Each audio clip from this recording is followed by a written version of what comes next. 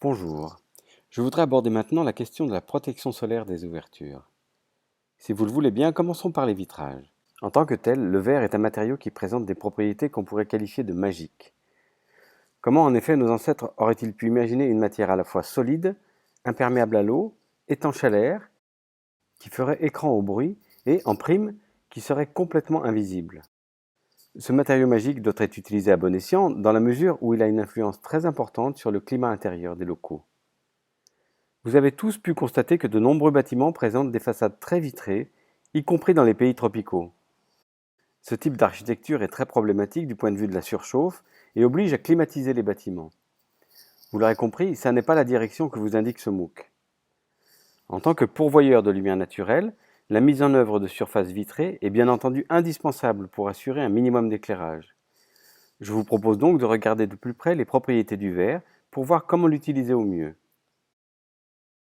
Si l'on se focalise sur la lumière, les propriétés qui nous intéressent en tout premier lieu sont la transmission visible et la réflexion lumineuse. Pour un simple vitrage de 4 mm d'épaisseur, plus de 90% de la lumière incidente est transmise, alors qu'un peu moins de 8% sont réfléchis par la surface extérieure du verre. Cela signifie qu'il y a très peu de lumière absorbée.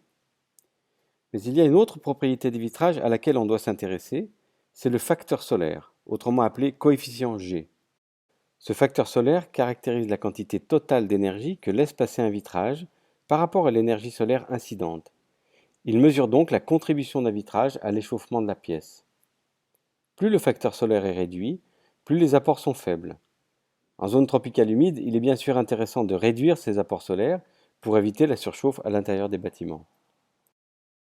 Pour les simples vitrages classiques, les valeurs de transmission lumineuse et de facteur solaire sont généralement assez proches l'une de l'autre. Pour les verres antisolaires, en revanche, on voit que la transmission lumineuse diminue plus rapidement que le facteur solaire. Ceci signifie que si l'on veut réduire fortement les apports solaires avec un vitrage simple, on va vraiment pénaliser les apports lumineux.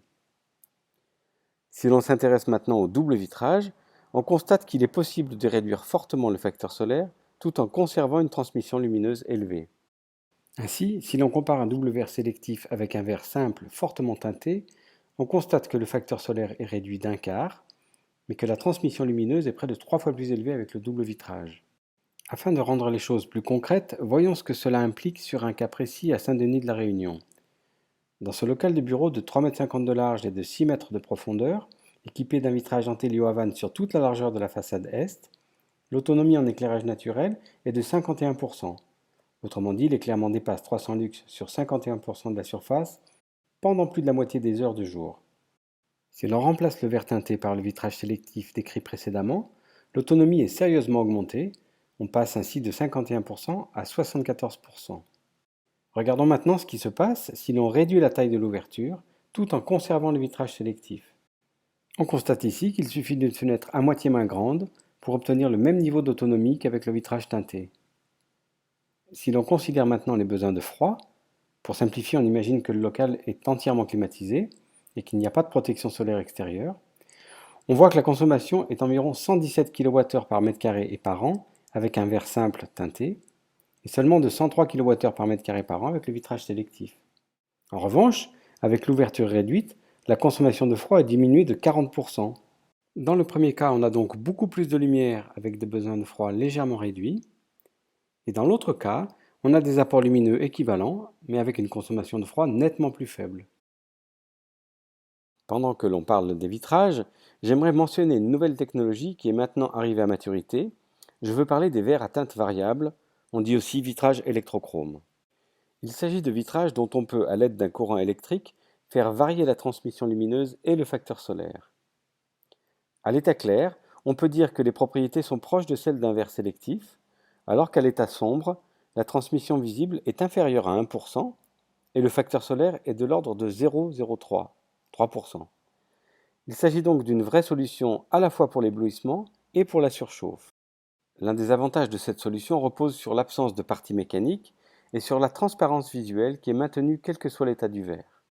Le surcoût associé à la mise en œuvre de ces vitrages, car il y en a un bien sûr, ce surcoût doit être comparé à une solution classique qui intégrerait le vitrage plus le système de protection solaire. Pour compléter l'approche combinée concernant la lumière et les protections solaires, je propose d'aborder rapidement la question des protections externes. Nous avons vu que les protections fixes comme les débords en toiture peuvent s'avérer très efficaces pour les orientations nord et sud, mais qu'elles sont inappropriées pour les expositions est et ouest.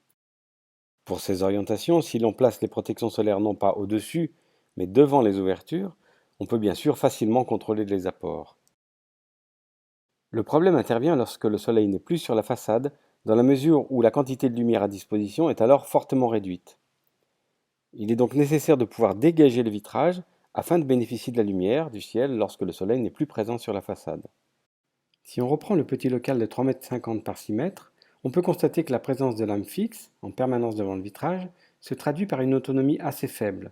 Seul un quart du local bénéficie d'un éclairement de 300 lux pendant la moitié des heures de jour. En revanche, si le local est équipé de lampes mobiles automatisées, l'autonomie monte à 65%. Ça veut dire que les 2 tiers du local bénéficient de 300 lux pendant la moitié des heures de jour.